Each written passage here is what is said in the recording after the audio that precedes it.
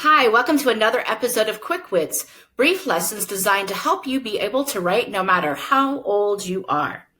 Today, we're going to be talking about some power moves that you can do in your poetry, no matter how old you are or what grade you are.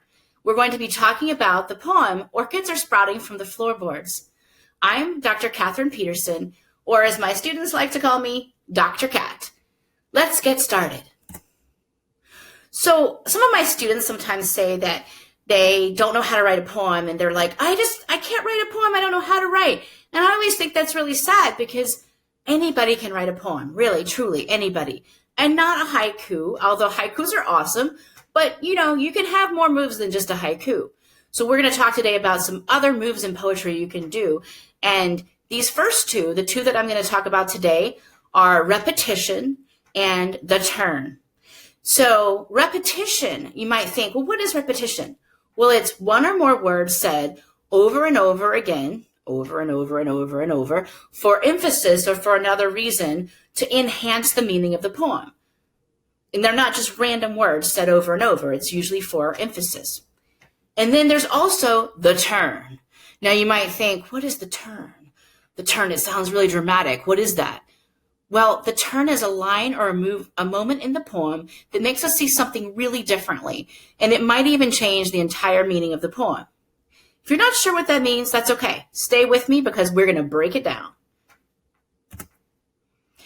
So we're going to talk about a poem by KAVEH AKBAR, and KAVEH has some serious poetry moves, which we're going to see in just a minute. He is the author of Calling a Wolf a Wolf. He was born in Tehran, Iran in 1989, and he is the editor and founder of Dive Dapper, where he interviews major voices in contemporary poetry.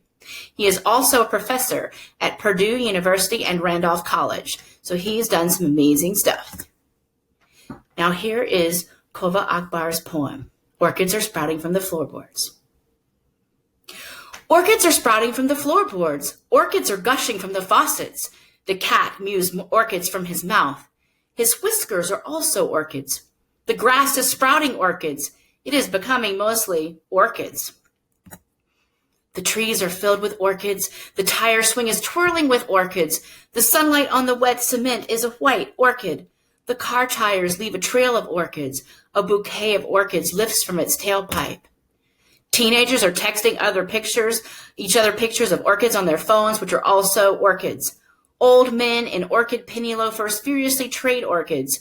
Mothers fill bottles with warm orchids to feed their infants, which are orchids themselves. They're coos, a kind of orchid. The clouds are all orchids. They are raining orchids. The walls are all orchids. The teapot is an orchid. The blank easel is an orchid. And this cold is an orchid. Oh, Lydia, we miss you terribly. Now, what did you notice about that poem? Remember what we said our power moves were in poetry? Power?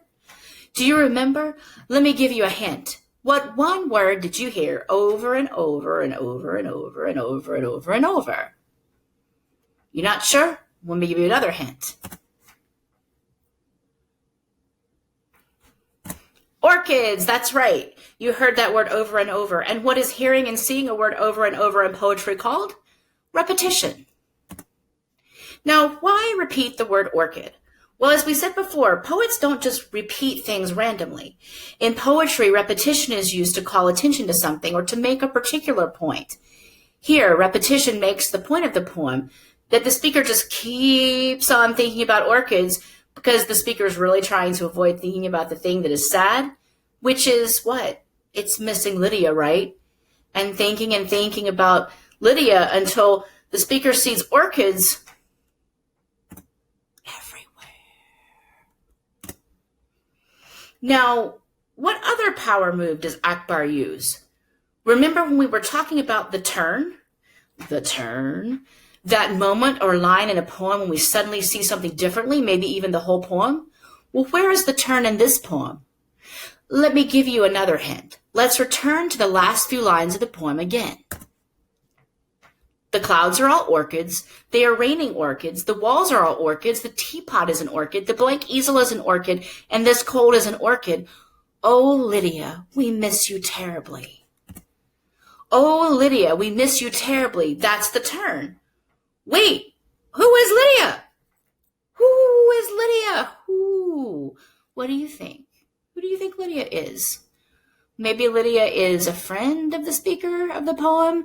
Maybe Lydia actually moved away and the speaker is really sad. And Lydia liked orchids, so the speaker is thinking about orchids. Maybe Lydia died. Could that be true?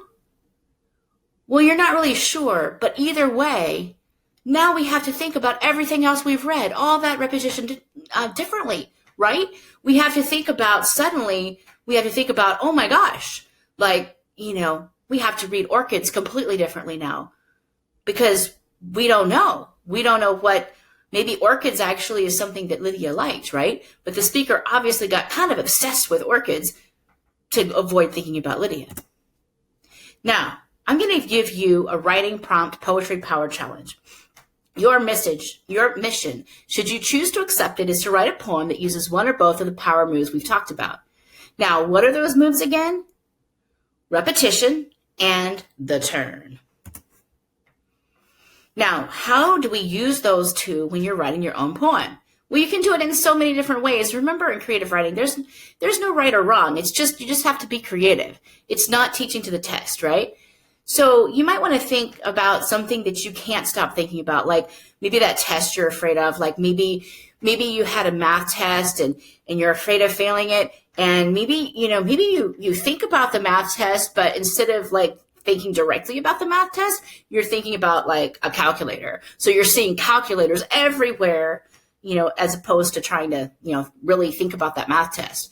Or maybe it's the goal you missed in basketball or football, or that girl or boy who broke your heart. Like maybe, that girl or boy who broke your heart, like wore red shoes and you're thinking about those red shoes. And so you're seeing red shoes everywhere, but really what you're thinking about is that person who broke your heart. So you can choose that thing to repeat that's sort of related to that person, right? But not them. And then at the end, wham! You're going to hit us up with that turn so we can see what it is that you're really talking about. Now, some people think, oh my gosh, it's so hard. This is too hard to do. I'm just a kid. Actually, I've had so many third graders who've had success with this. And here's one of them, Neffy, third grader, who wrote an amazing poem called Lego Ninjago. I'm going to read it for you.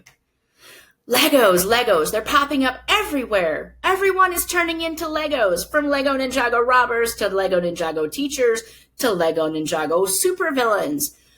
Policemen are even turning into Lego Ninjago policemen with Lego Ninjago motorcycles.